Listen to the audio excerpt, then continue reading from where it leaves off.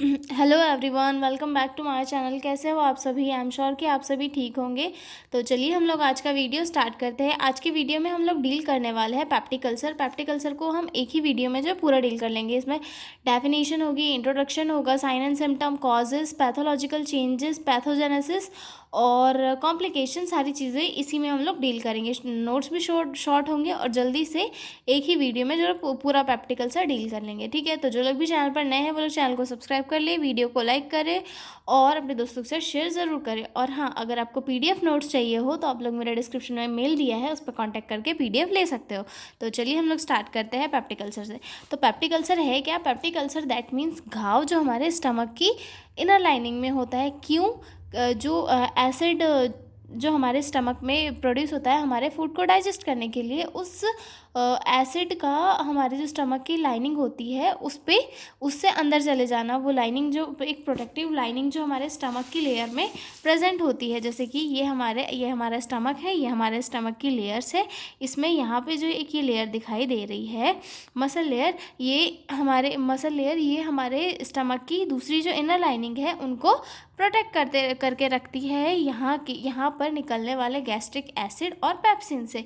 लेकिन जब कुछ कारण से, किसी इन्फेक्शन से ये लाइनिंग कमज़ोर हो जाती है तो गैस्ट्रिक एसिड और पेप्सिन, ये जो अंदर की लेयर्स है, इनको अफेक्ट करने लगते हैं, इनमें छेद करने लगते हैं। तो वो छेद ही जो है पेप्टिक अल्सर कहलाता है। ठीक है, पेप्टिक अल्सर या फिर हम उसे छाला भी कह सकते हैं। ठीक है, ये जो है एब्डोमेन में होता है, ईसोफेगस में होता है और upper part of small intestine duodenal भी होता है। ठीक है, तो हम लोग देखते हैं इसका introduction.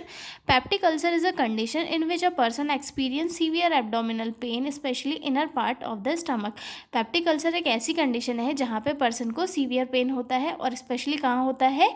Inner part of the stomach. ठीक है, in this disease membrane around the digestive organ get weaken, यानी कि डाइजेस्टिव ऑर्गन दैट मीन्स हमारे जो स्टमक के आसपास जो लाइनिंग होती है, प्रोटेक्टिव लाइनिंग, वो वीक हो जाती है, जिसके कारण ऑर्गन डैमेज होने लगता है। ठीक है, peptic ulcer is most common those who suffer from acidity और have some stomach infection. Peptic ulcer उन लोगों में कॉमन होता है जिन्हें जो है एसिडिटी की प्रॉब्लम होती है या कुछ स्टमक से रिलेटेड कोई इन्फेक्शन होता है। ठीक है, a peptic ulcer is an open sore in the lining of stomach और duodenum, the first part of small intestine.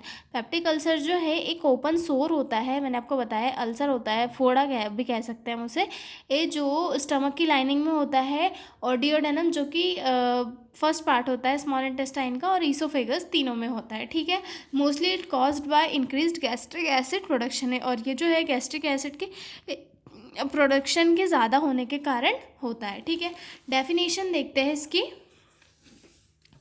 Peptic ulcer is a sore or lesion that forms in the lining of stomach, gastric ulcer, the upper part of small intestine, duodenal ulcer or esophagus, imbalance between mucosal defense mechanism and the damaging effects of gastric acid and pepsin.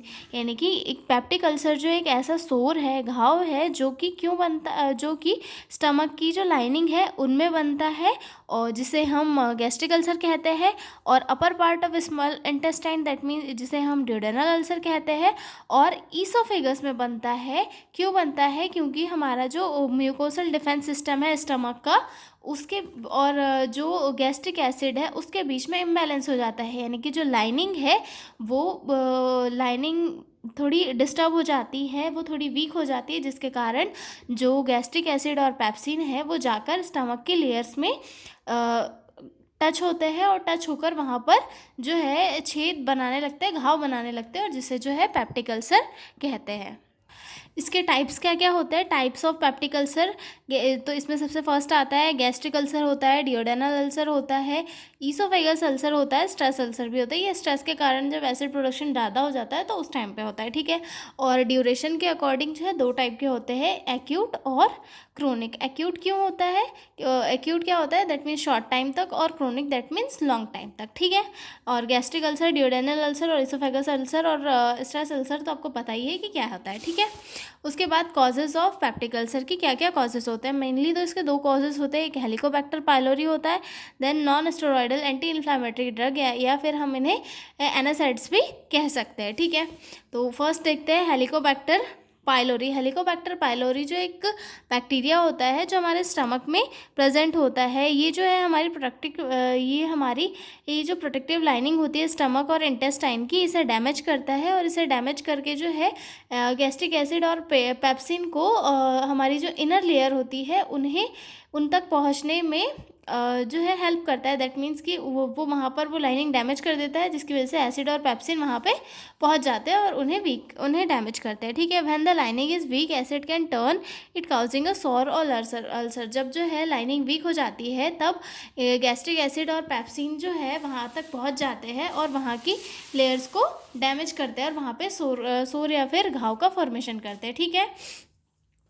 उसके बाद आता है regular use of painkiller एनासाइड्स। जब कोई patient एनासाइड्स का use regular basis पर करता है लंबे टाइम तक, तो उसे भी जो उसका जो स्टमक है, स्टमक की लाइनिंग डैमेज होती है और वहाँ पर भी एसिड वगैरह जो वहाँ कांटेक्ट में आ सकते हैं लेयर्स के, ठीक है। Medicine like aspirin, ibuprofen, naproxen use for pain और fever can irritate the stomach lining. मतलब जो मेडिसिन होती है, ये चीज़ें जो है स्टमक की लाइनिंग को इरिटेट करती है, और अगर पेशेंट जो है इन्हें ज़्यादा टाइम तक लेता है तो वहाँ की लाइनिंग को ये लोग डिस्टर्ब कर देते हैं या फिर वहाँ पे उसे वीक कर देते हैं, जिसके कारण जो पेप्सिन और अपना ये होता है गैस्ट्रिक एसिड वो इनर लाइनिंग तक पहुँच के वहाँ पे जो है वाउंड क्रिएट कर देता है, ठीक है।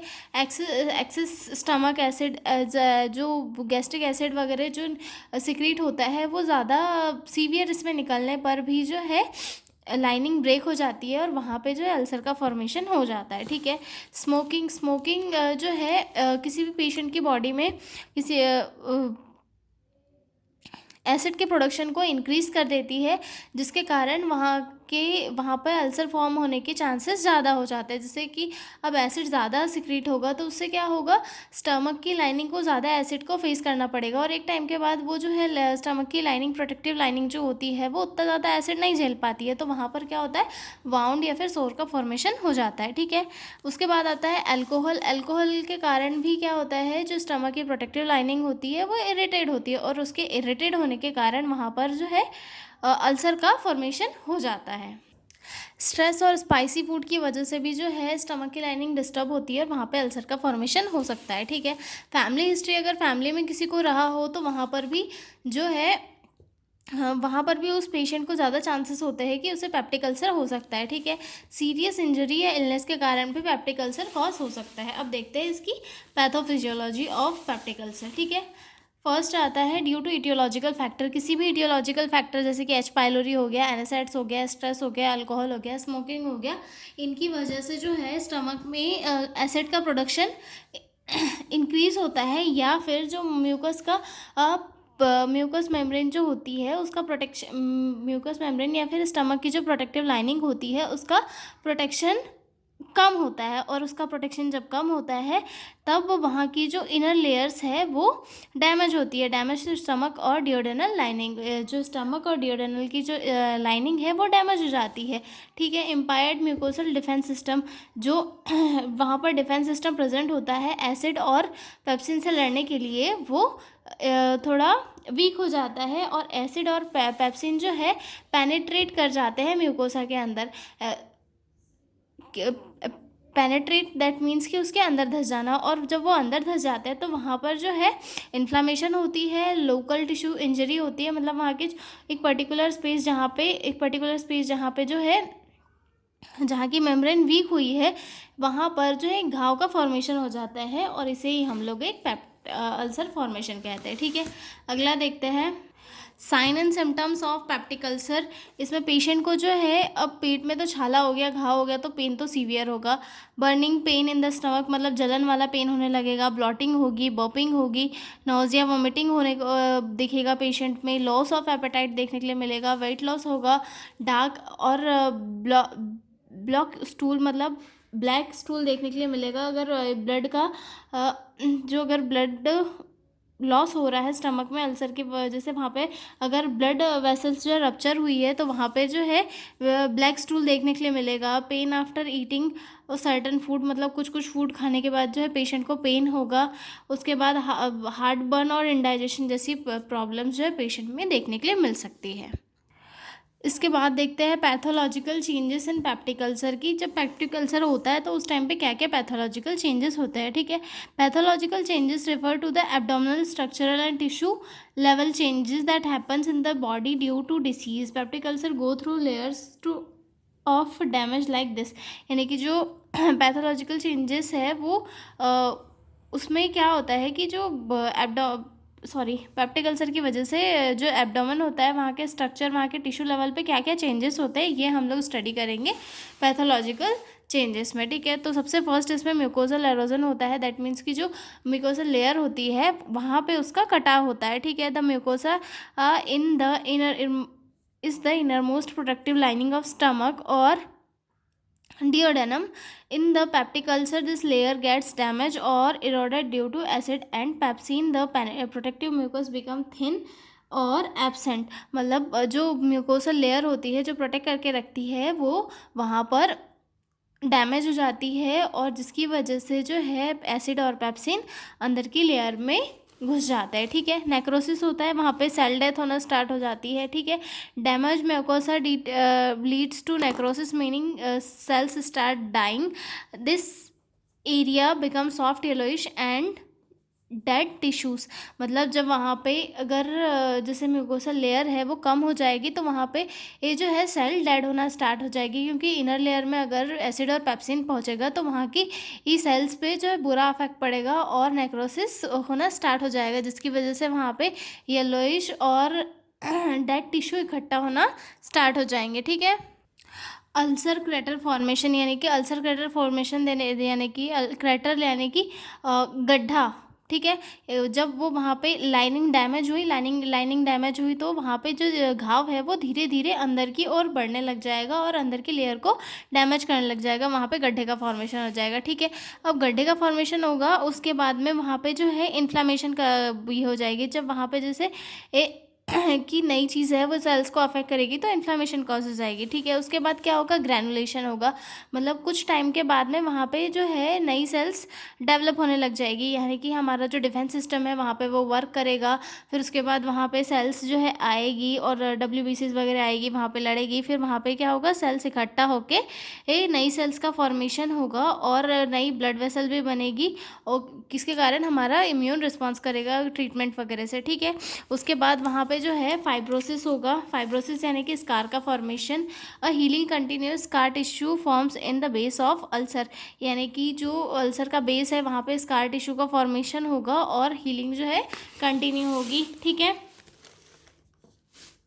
और स्कार टिश्यू के फॉर्मेशन से क्या होता है, वहाँ की जो लेयर होती है वो थोड़ी स्टिफ हो जाती है, ठीक है।